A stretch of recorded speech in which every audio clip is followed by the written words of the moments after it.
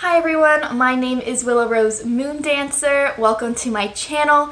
I make videos here about Wicca, and I also have a blog called wiccansaren'twiccan.com. Today we are going to continue the second part of our two-part series about rituals, and today we're going to focus more on traditional universal rituals compared to what rituals are in general. So the first main thing that we need to discuss is that these rituals that we're going to talk about are to commemorate milestones in a person's life. So that could be about a birth, a marriage, a death, aging, anything like that.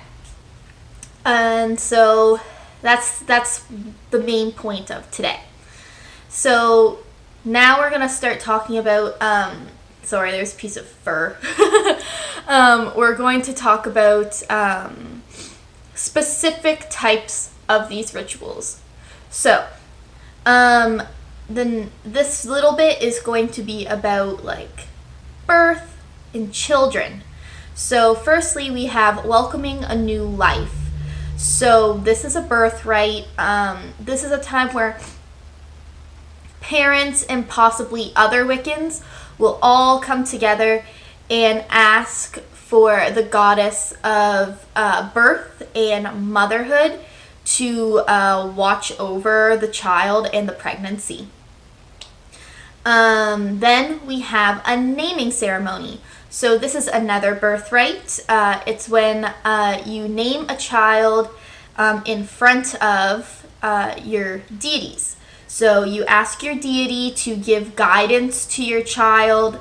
You introduce your child to the elements, your deities, your spirit guides, any other entities like your ancestors or anything like that that you want to be part of your child's life.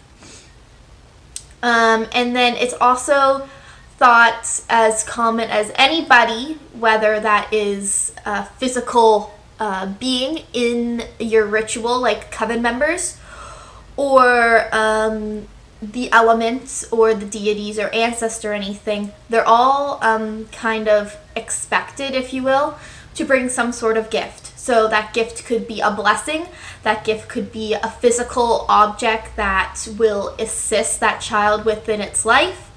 But yeah. And then the next kind of, this one's more about aging, but it still has to do with our children. So when a child becomes around the age of 13, so about the time that a female would start her period, or a male would possibly start growing facial hair, it is thought of as common to introduce that child to the deities again, but as an adult.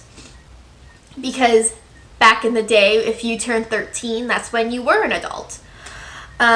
So before a child turns 13, they're not really thought to have an altar or be able to lead in a ritual or magical workings.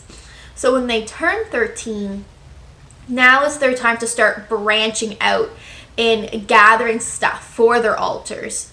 But yeah. And then we have birthday rituals. So birthday rituals could be as simple as blowing out candles on a cake, or as complex as a full-blown ritual to recommit yourself to the deities. So we've talked about all the kind of birth-like rituals. Now we're going to talk about a hand fasting. So a hand fasting is kind of like a Wiccan or a pagan marriage. So it's when two people are joined together as one. It can be legally binding if you want it to be, but it can also just be personally binding. And you can make your vows for any amount of time. So some people will do a year and a day, or just a year. Some people will do a lifetime. Some people's vow will say only as long as these two people love each other. And any of those options is okay. It really just depends on the couple. During a hand fasting, your arms are usually tied together by rope And during this time is when you would give your vows. And you would give your vows in front of your guests, which can include physical people on this earth. It can also involve the elements, the deities, your ancestors, your spirit guides, any other any other entity that is really important to your path, as a couple or individually too. And then last thing to say is that anybody can officiate as long as it's only personally binding. So people who have personally binding vows, they could have a family member, they could have a high priest or priestess or a shaman. However, if you do have a legally binding ceremony, you do have to have someone who can legally bind you. Now that could still be a high priest or priestess or a shaman or even a family member, but they do have to have the credentials. And now we're going to talk about aging again. So now we're going to talk about transitioning to croning. So at this point, you're past being a maiden or a young man. You're past being a mother and a father. Now you're going into the stage of life where you are a crone. You now are full of wisdom and knowledge, and you can be a guide to youth and parents. This ritual is usually done personally or done with your coven, and it's done with deity. And then the last ritual we're going to talk about today is for when someone dies. So when someone dies, we aren't grieving their loss so much as we are celebrating their life that they had. So that's really important, to celebrate their lives and also to help heal the hearts of the living. Because even though we are celebrating, it still hurts very much to know that you are losing someone that you love very much. So you ask the elements and the deities of the dead. You ask the deities that the person who has died worked with.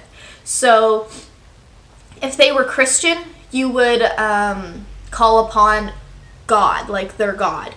If they were Wiccan and they worshipped Pan, you would call on Pan. And you also call upon the goddess. So if they believed in a goddess, obviously some people don't. If you're Christian or probably, I mean, I'm not super familiar with other religions, but I'm assuming Muslims don't, and I believe Jews don't either.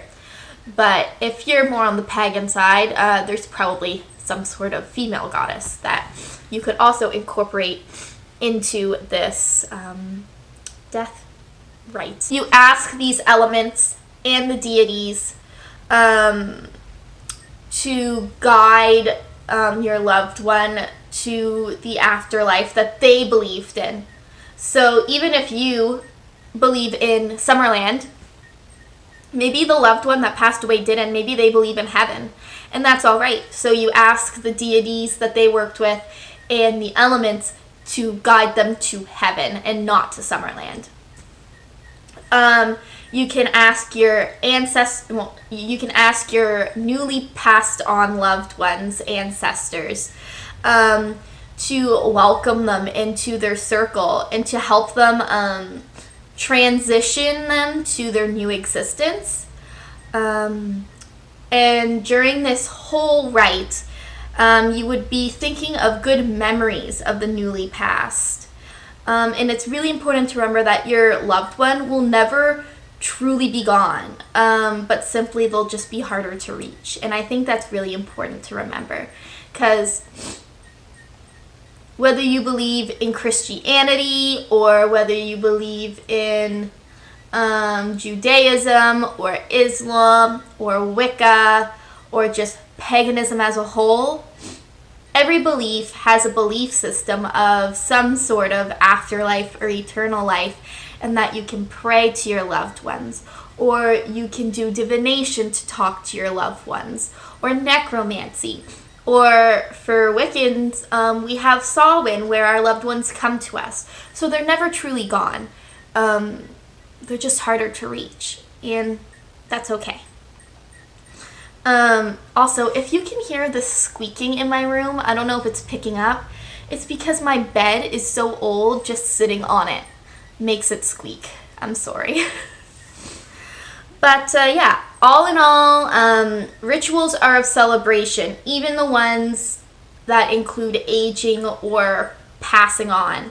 Those are thought of as getting ready for a new beginning rather than coming to an end. And I think that's really important to remember. But yeah, thank you for watching. I hope you learned something new. Make sure you check out my blog, wiccansartwiccan.com. I make 2 posts a week on Wednesday and Friday, and make sure you subscribe to me here because I make 2 videos a week here on Monday and on Thursday. But until next time, blessed be.